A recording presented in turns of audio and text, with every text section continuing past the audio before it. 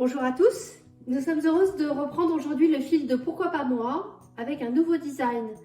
C'est pourquoi nous vous proposons à nouveau d'écouter le témoignage d'Agnès Pannier-Runacher, ministre déléguée auprès du ministre de l'Économie, des Finances et de la Relance en charge de l'industrie.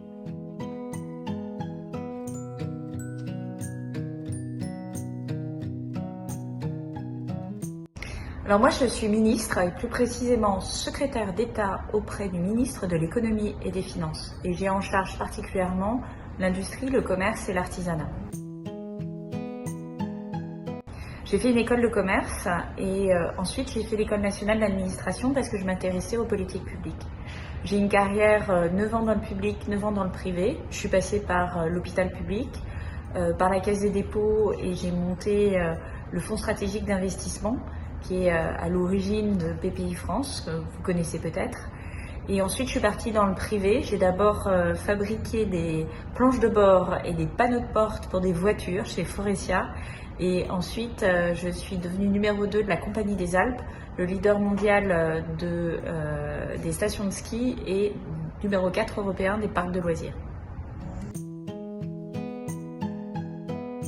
Dans mon nouveau métier de ministre, ce que je trouve génial, c'est les sujets qu'on traite et la façon dont on arrive à trouver des solutions sur des politiques publiques majeures comme l'industrie, l'artisanat, la façon aussi dont on trouve des solutions sur telle entreprise qui est en difficulté ou telle politique européenne.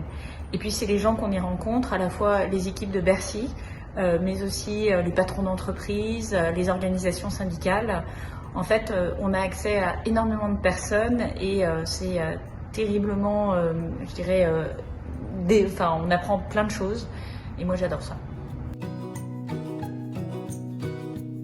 J'en aurais plusieurs. Le premier, c'est de sortir de sa zone de confort et d'aller vers ce qu'on a très envie de faire plutôt que d'aller vers ce que les autres vous disent qui serait bon pour vous.